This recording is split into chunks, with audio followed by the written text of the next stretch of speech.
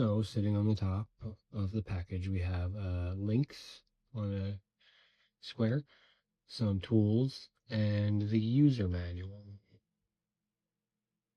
First step, open the printer cover and use Allen key H2.5 to remove the 2 screws marked in red as pictured. After completing the above operations, take out the ACE Pro through the top.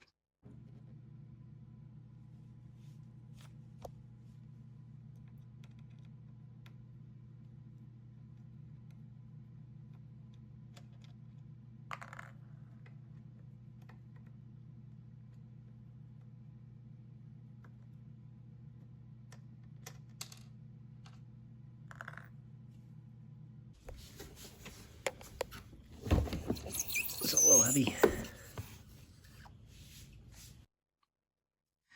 It is enough to loosen the screws to a certain extent. There is no need to completely remove the screws.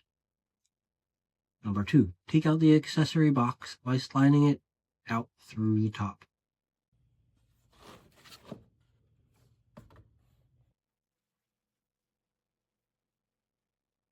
Number 3, bottom inside the printer.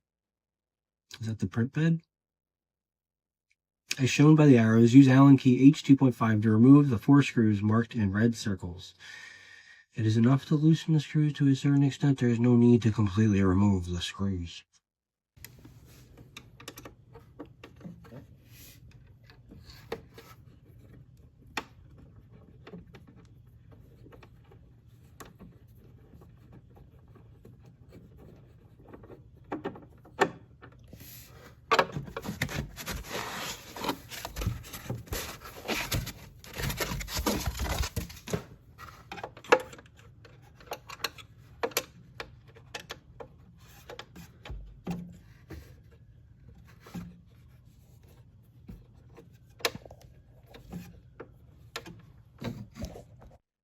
Number 4, take out the ACE Pro cushioning.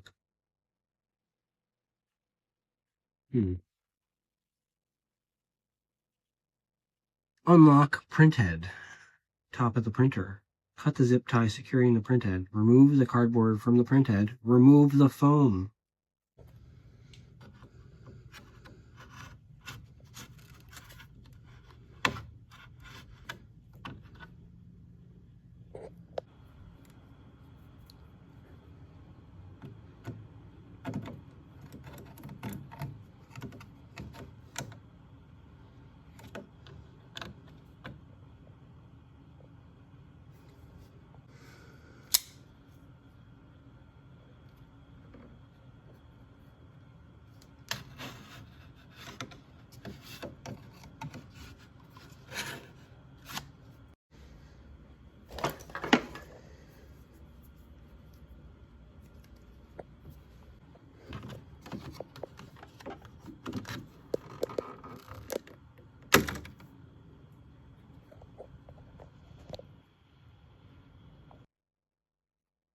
Bottom inside the printer.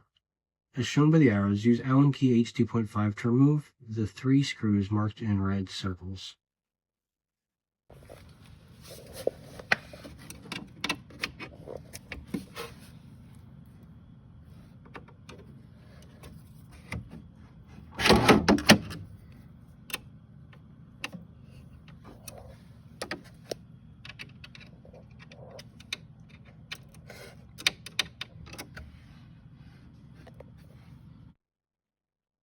Install spool holder.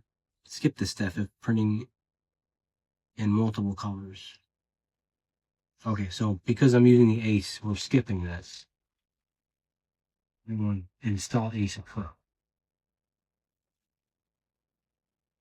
Place ACE Pro on top of Kobra S1. Placing the ACE Pro.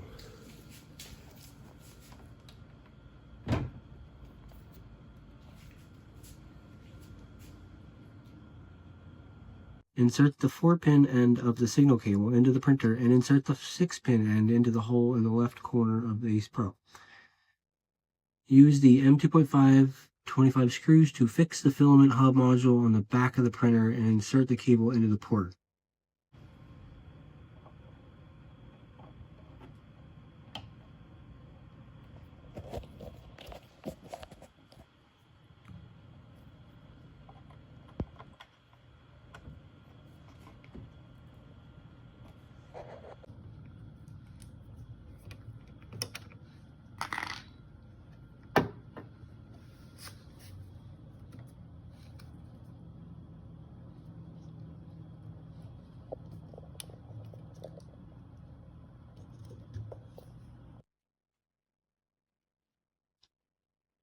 Insert the suspended filament tube into the port.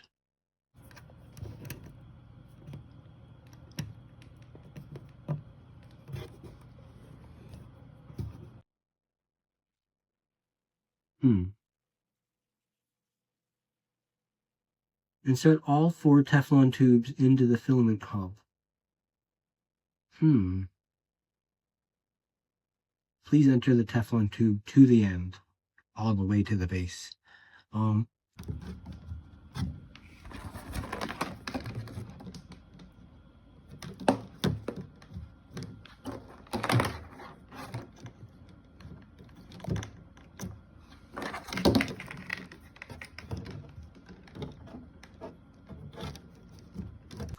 First, remove the 4 blue clips from the connection ports of the Teflon tubes. Insert the Teflon tubes into the ports, then reinstall the 4 blue clips back into their original positions. Note, Teflon tubes are matched in no order, so, just pick the one you like.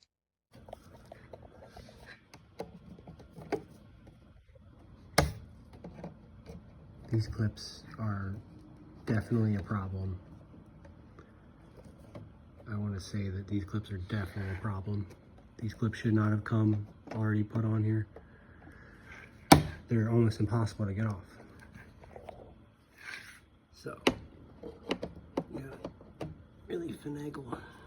And I feel like I'm gonna break the machine. So this was definitely a design flaw. Okay, now that that's out of the way,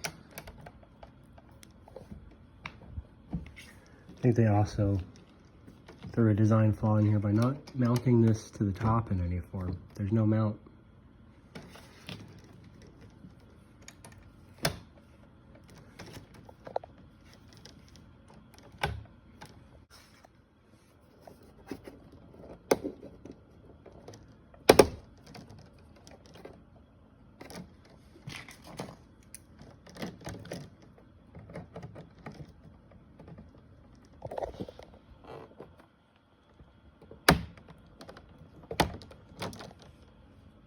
After completing the above operations, use the power cord to power the printer and Ace Pro.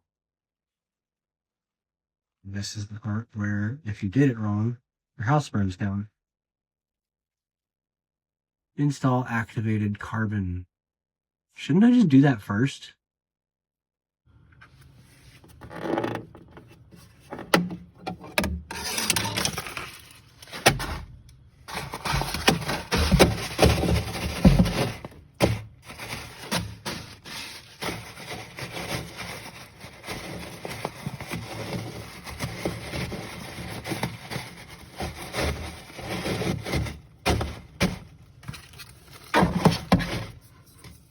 Really?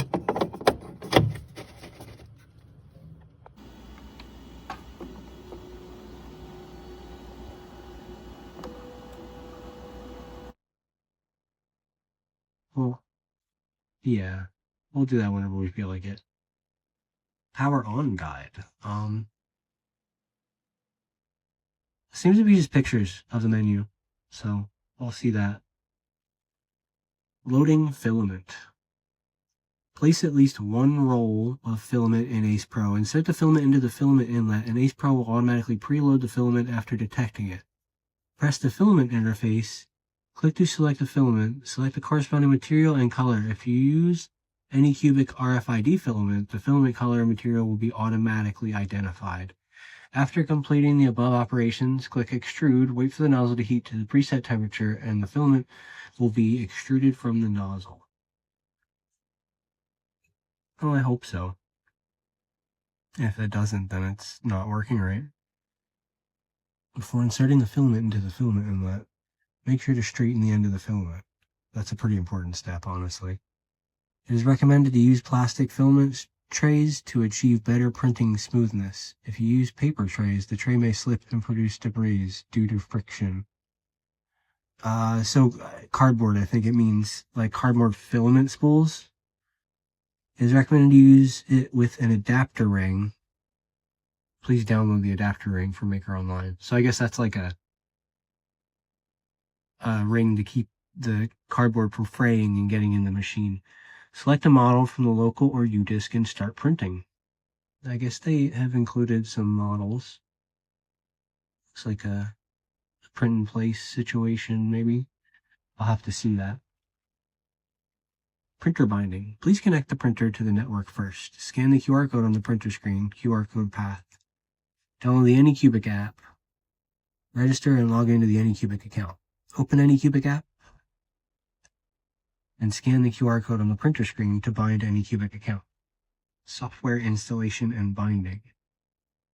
Open the attached USB drive and navigate into path. Files, English, ANYCUBIC KOBRA, ANYCUBIC Slicer, choose Windows, Mac, blah, blah, blah. Please connect the printer to the network before performing the following operations. ANYCUBIC Slicer usage instructions. After the software installation is complete, enter the main interface and click Workbench or log in to begin remote printing. And that's interesting. I don't know how I feel about remote printing. I feel like it'd be easy for someone to just make my printer do stuff. But we're going to try it. Software installation and binding. This is all kind of self-explanatory. The computer will tell me what to do here. Oh, we could do LAN. That's cool. Other function descriptions. Vibration compensation. To achieve better printing results, it is recommended to perform a vibration compensation check after printing for more than 300 hours or when the machine has been moved. This feature helps reduce the occurrence of banding during high-speed printing. Regular vibration compensation checks help maintain the stability and accuracy of the printer, thereby improving print quality. Press Tools, Calibration, Vibration compensation, and wait for the machine to complete the calibration. Please do not touch the machine during the calibration process. Filament runout detection. That's pretty typical. It'll alert the user before continuing the print, and you will be able to resume the print. Power loss resume is also very useful. I've had power loss at one point and was able to just resume.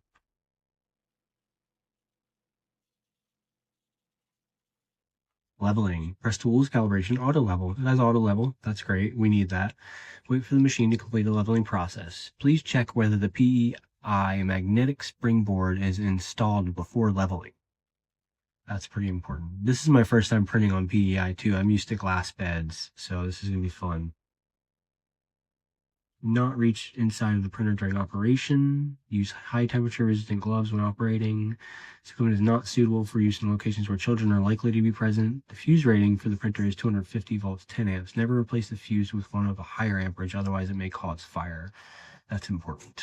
The socket outlet shall be easily accessible. There we go. That's the manual. Alright, so I had a little fight with it, and I broke some bad filament off in it, but I figured it out. I just had to disconnect that thing, which doesn't live on top anymore, because I figured out that I could also just put it on the side, and it still works fine. Always detecting his resonance.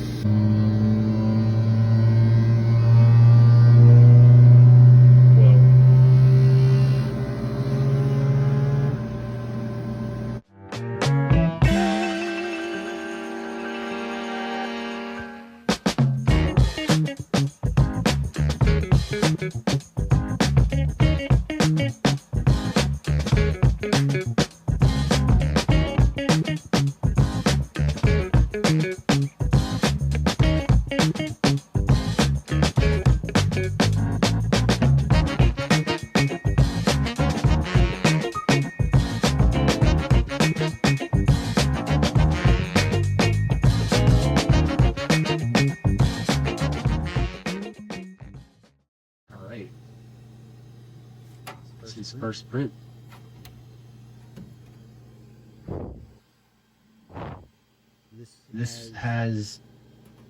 This particular glow-in-the-dark filament has proven difficult for me before. I've never been able to successfully print it.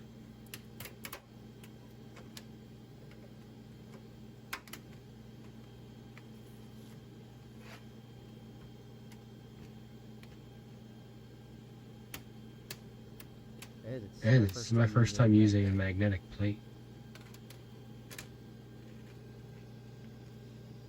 There was some stringing. This is actually during the, I don't know, aging layer separation because of this. Yeah, this is stringing actually. This is from this loop. So something towards the end, something went bad.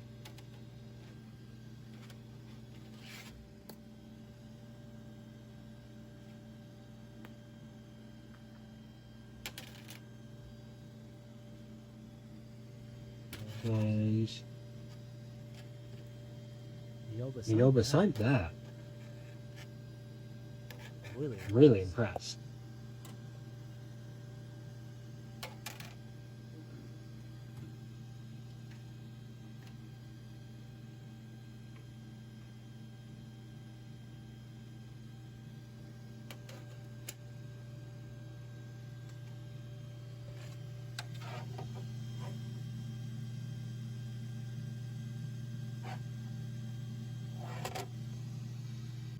Honestly, it's been doing some really weird stuff. Like, it decided that it didn't want to understand where home was, so it got caught up in that corner and it kept skipping its belts, making a bunch of noise, really scaring me, feeling like it was going to break. Major problem I have with this system, there's no stop button for a lot of the processes. You can't stop the filament extrusion or extraction. It's too fast for its own good. Like, for some reason, it's not weighted properly for it to be this fast or something like that. I'm not sure. It just wobbles around too much, but I mean, it did print one successful print. Right now it's auto leveling because it keeps wanting to eat into the print bed, and I'm not buying another print bed so soon. It needs to stop doing that.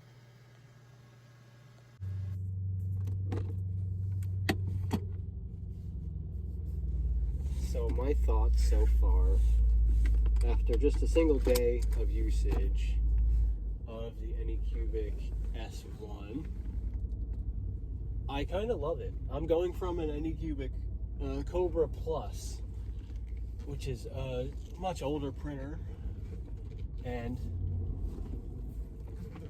it doesn't have the same features. There are some things I dislike. I don't like that you can't immediately cut off on certain processes. That's important. I should be able to press stop and the device should immediately cancel out so that nothing is harmed, including myself. So it's not just a safety issue for the machine, it's a safety issue for the human too. And then in situations like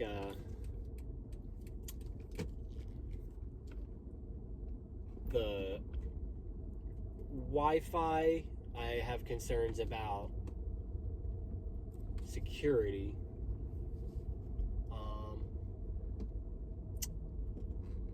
And there's a couple features I wish that were more bare bones in terms of like control. Like, I wish I had more fine-tuned control over the Z-axis inside the machine. That's one thing that I haven't figured out yet. I know I have Z-axis control inside my programming, but I'm looking for immediate control of the Z-axis in the machine as it's printing, because that not only lets me fix certain issues live, it also lets me do certain things like adding certain materials in the middle of other materials.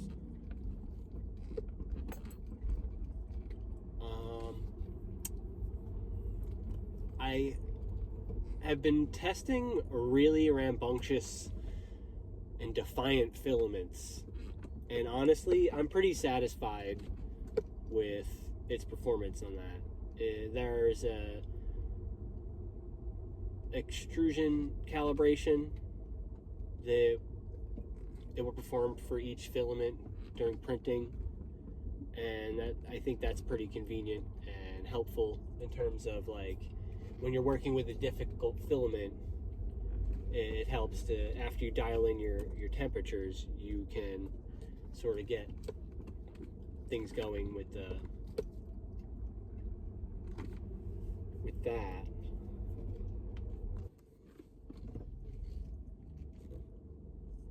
Would I buy another one? I think I would buy another one. Would I buy 3 of them and start a print farm?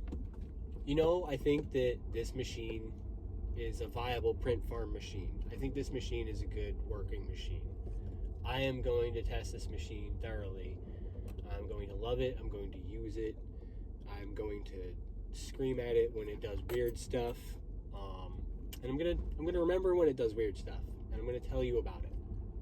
We're gonna follow this machine's journey together. At some point or another, it's gonna break, and I'm gonna have to fix it. But hopefully that takes a while. I trust ANYCUBIC. I've been using ANYCUBIC machines for the entire time I've been printing, which has been a couple years, at least 3 years. And I started with their resin printers. I started with ANYCUBIC, I think it was a Photon. Started with ANYCUBIC Photon, and that was my first 3D printer. And as my first 3D printer, I thoroughly used it until it broke. It was actually a second-hand printer. Emphasis on the hand. And it did me pretty good for a little bit. It had some issues that it was given to me with, and I'm not sure how it was treated, so we can only assume that it got hurt at some point or another, because it ended up leaking through. But that was my fault. You know, you don't let your resin leak through into the LED screen or LCD screen, because then you're going to ruin your machine.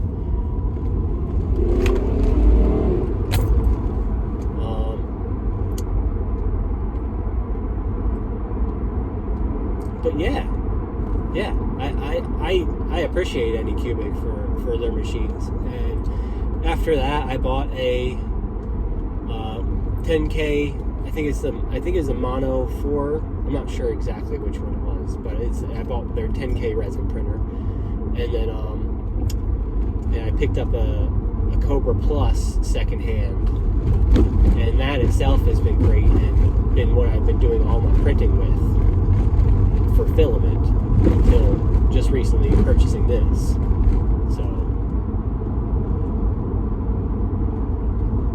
I would say that they're one of the best brands you can use. I've yet to use Bamboo. I've yet to use Creality Ender. It's just, I have one actually. I have a Big Tree, I think is the name of it, Ender. It's just, it's wiry and old, and I'm honestly planning on using it to make a wire cutting machine, or some kind of laser cutter or something of the sort. I'm not sure. Something that's gonna just produce 3D stuff for me, basically. Maybe the laser cutter, because that would be really useful in conjunction with the 3D printing.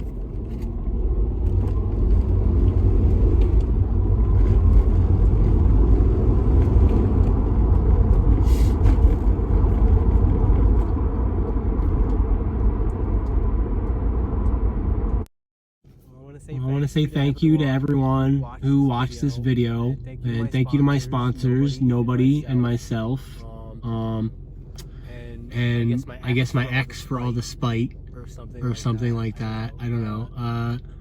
And all my friends especially, because I really couldn't do this without them.